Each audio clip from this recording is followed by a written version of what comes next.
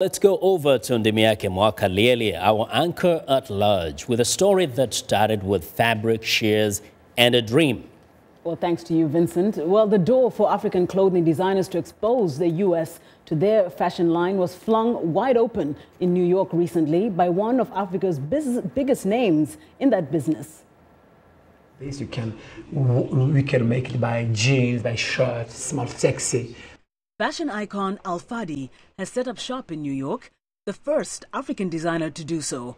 Nicknamed Magician of the Desert because of his Nigerian roots, Alphadi, born Sidamed Sidnali, has been selling haute couture for men and women since he began his career in Paris in 1984.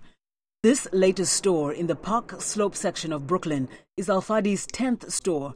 He says he chose Brooklyn because of its proximity to Manhattan, its diversity, and its fashionable people. America, I know they love me. I know they like my collection. Since 20 years they came here, they buy Alphadi, they love Alphadi. They said because that is Alphadi is not for one race. Alphadi is for white, Alphadi is for black, Alphadi is for juices, Alphadi is for everybody. The Malian-born designer says now that he's well established and known in Europe, he hopes for the same success in America, which he says offers a unique opportunity for African designers like him and so many others. This market is very free for us, it's very nice for us. It's like American promote African market and help African market, give chance to African market to be here and give chance to African design or African intelligence, African handcrafter and a worker to get chance to get money in Africa, to stay Africa also. That's why the market is really very different than the European market. Everything is difficult for Europe. They help African, European also, but I think American market help more. A father of 6, Alphadi says he also hopes coming to New York will help shine a light on the fashion contributions Africans bring to the industry. In 1998, Alphadi created the International Festival of African Fashions, or FIMA, in Niamey, Niger, to bring African designers together with other big-time fashion designers like Kenzo, Yves Saint Laurent, and others, every 2 years to expose their work. He says Africa has a lot to offer the world. However, he says the local government must continue to help residents thrive. I don't like politics. I want to do my work for the population, for my design, for the creativity, and to give chance to make maybe 1,000 million employment for the country. That's for me, that's the work I want to make. If politicians do the work, democracy, liberty, African can grow. Well, joining us now to talk more about the inroads that African fashion designers are making here in the U.S. is Lassina Doumbia. He's actually from Ivory Coast. He's owner of a boutique or couture line called Boza Couture, and is based in Maryland. He opened the shop about 5 years ago, shortly after he arrived from Ivory Coast. Now, Boza is a self-taught designer, actually, who makes clothes from scratch based on his customers' request, and he's modeled some of his fashion shows, some of his lines at fashion shows and private events. Thank you so much for joining us today, Lassina. Or should I go by Bazo? Bazo is way better. That's your because fashion people know line. me by Bazo.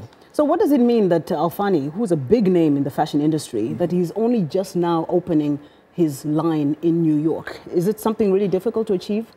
In my opinion, if you go like five years back, or let's say 10 years back, you will see that Americans wouldn't take the African fashion.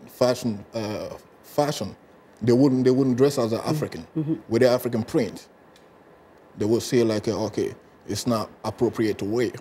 It seems see what I mean? Too African. Yeah. So it has to be, the market wasn't good here at that time. So things have changed now? Yeah, things have changed because people wouldn't see us making like a Western clothing in African print. Now, what distinguishes an African design from a Western outfit? I mean, when somebody says, I'm wearing African, because sometimes they look pretty Western, like some of the designs that Alphadi is showing. Mostly is the print. And the way the African designer, the way we work, we have a different hand than Western designers. Well, okay, we have proof to show about your particular work because you've actually got some outfits that you've made that we're going to model here today, and we have Laura Bowman and Mariama Diallo, and they're wearing, these are the lines that you made, which I can see they've got a bit of a, anyway, you explain that. How do they stand out from an African print? Because I see what Mariama is wearing. It looks Western, but it's African. It looks Western because today, if you look at today, the African design is not typically no more African, because the generation, today generation wouldn't wear like the clothes our mother used to wear before. Okay. They won't. They won't. So tell me a little bit about, say, what Laura is wearing. That's a beautiful outfit. Is that an evening outfit? Is that a day outfit? Yeah, it's an evening outfit, and it's a casual way too. See what I mean? So did you have to, I see that it's a little shorter and the arms are exposed. That's kind of a no-no in African fashion, isn't it? Yeah, it is. But that's what now is making it more acceptable. Yeah. And now, okay, let's talk about what Mariama is wearing. Now, what's African about that? There is nothing really African about it. I've done this because I had that vision. I've seen it. I mean, I was just sitting and I saw myself doing something like that. See what I mean? For summer times. So I guess in a way also you're showing the versatility that African designers have, that they can, dabble in both cultures and still make something very appealing. So I want to know something from you. It seems like it's a male-dominated industry. All the big fashion names I see are men. Is that so? Yeah, it is. It is actually. Because a man, I think for me, a man can dress a woman better than a woman. Really? Why do you say that?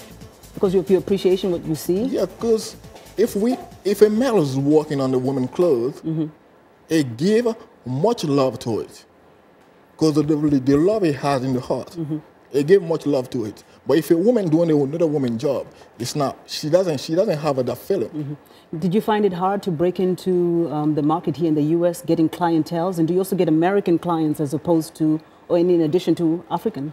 Yeah, it was. It was really, really difficult because coming here first and not speaking no English, I mean, didn't know anything about here. It was really, really difficult, and people don't know you. You see what I mean? So you have to take like a couple of years to achieve it. And then 5 years on, you're still here. Yeah, I'm still here. Well, wonderful. And I thank you so much. to get bigger.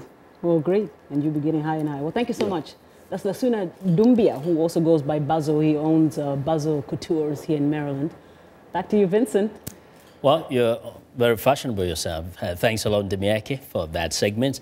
Now, I want to know what you think about Africa 54 and the stories we covered. Join the conversation on Facebook. The address is Africa 54. And check out our headlines 24/7 on voaafrica.com.